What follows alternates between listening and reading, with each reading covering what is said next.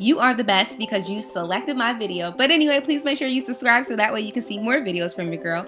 But we are going to show you, or I should say, I'm going to show you how to lay your closure. That's right, how to sew it down correctly, up close and personal. I feel like nobody really shows you how to do this, and I'm going to show you.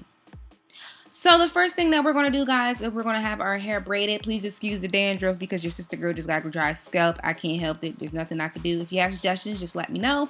But I have 3 braids on each side, and each braids on the side have weave, so that way it's not pulling tension. The middle is very small, so that way it lays flat.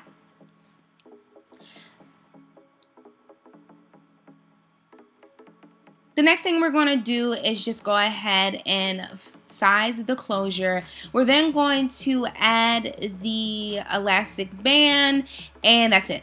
I'm kidding. But we are going to we need to start from the beginning. Let's actually create the bleach. And what you're going to do is you want it to be like a butter consistency, like really thick, but not too thick, almost like a Cool Whip. Once you get that applied, you're going to leave that on for about 15 minutes. I did use Developer 40 40 Developer and B2 bleach. So next we're going to boil some water, and I'm telling you there's a reason for this. We're boiling water because we're actually going to use fabric tint to actually tint the lace. Mind you, we already went ahead and bleached the knots already, so that's actually the first step. I just didn't show you guys when I washed it and all that. We don't have time for that. So now you're going to place this in any bowl that you have, plastic, whatever. It doesn't really matter, even though they probably tell you not to, but it's fine, don't worry. So you're going to put this in a bowl, and then you're going to use some of the fabric dye. I'm actually using chocolate brown. If you are chocolate like me, this is definitely the color you want to use. But if you are on the lighter side, tan brown or sand tan is really a good color too. So once we stirred it, you want to check it with a napkin. Once you check it with a napkin, I like it to be dark, but that's just my personal preference. But you can see how dark of the tint it will be. So I'm placing the lace closure on I'm placing the lace closure on top or inside of the bowl. And we're going to tint it for, I'm only putting it in here for like 10 minutes. A lot of people leave it in for an hour. I don't like to do that, but that's just me. Okay, so now you are going to actually measure your lace and you're going to cut it. If you have a little small bean head like me, you're definitely going to need to cut and customize your lace frontal. But if your head is super huge, don't worry, you'll be fine. Now, if this was a client, they can actually hold down the sides while you sew, but since I am doing this on myself, and you will be too, you will actually need an elastic band to keep everything in place for you to sew it down. Okay, so after you had sewed down your elastic band, you're going to actually place it on your head and make sure that you apply it evenly so that way your hairline is not a little crooked. My hairline's all over the place anyway, so I don't really care how it lays. But yeah, I did not tweeze this hair too much, mainly because I'm going to do a middle part and I don't want to tweeze too much unless I'm like actually wearing it back, and then I'll start tweezing. But notice that my scalp, or I should say the scalp, the lace, looks like my hair. So next thing we're going to do is just put your hair up so that way we can start sewing, and let's get into that because I know you guys are going to have a million questions. So I like to make sure that the lace is pushed a little bit forward, just a little tiny bit past my hairline, but not too much to the point where it looks like your lace closure is coming to your eyebrows. Now, I don't know who told somebody that that was cute, but it certainly isn't. So anyway, once you do that, you have it evenly, pulled forward. We are going to show you guys how we actually, why I keep speaking in third person, Jesus. Okay.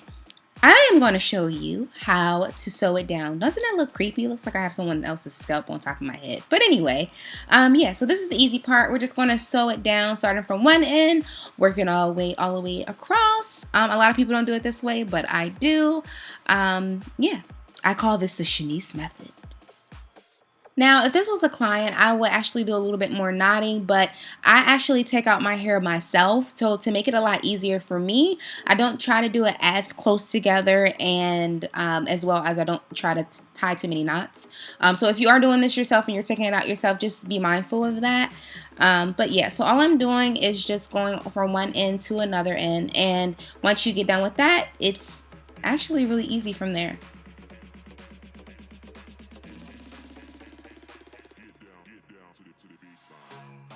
Now, whenever you're sewing down something and you're approaching the end, you always want to make sure that you are knotting that end piece because you don't want any lifting. Now, you can actually cut this elastic band. I'm not. I'm just going to pull it up on top of my braids and sew it down so that way I don't lose any hair in the nape area, because naturally my nape area is already thin and I don't want that to break off.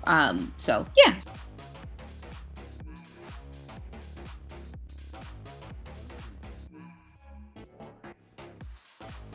Doing it this way as well, it helps pull your lace frontal a little bit tighter as well, so that way you don't have to do too much sewing.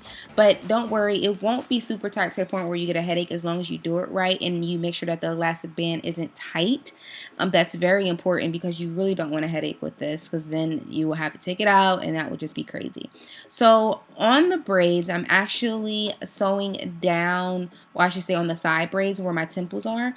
I'm actually adding just like 3 to 4 stitches just to make sure that it doesn't shift, even though I know it won't, but that's just me. I like to do it this way. Next, what I like to do is add a mousse. So depending on how you want to part your hair, it's always good to apply mousse to make sure that your hair is laying down flat, you don't see any flyaways and things like that. So, and don't worry, it won't look greasy or oily or anything like that. So it's actually a wrapping lotion, so you'll be fine.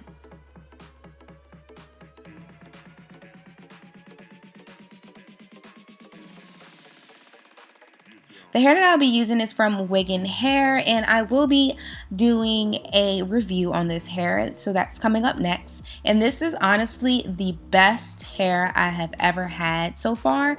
It's so natural, so human, and yeah, I love it. Okay, so we are going to start sewing. What I like to do is use a bobby pin, mainly because the bobby pin makes it so much easier for me to guide where I'm sewing, because I can't see. I have no mirror or anything, I'm just sewing. So I'd like to do the flip over method. Look how shiny this hair is, guys. It's amazing.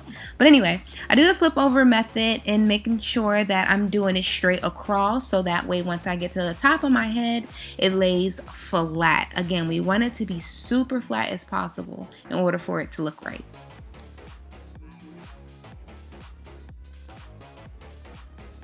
And as you can see, I have the bobby pin here and I'm taking it out because I'm done sewing.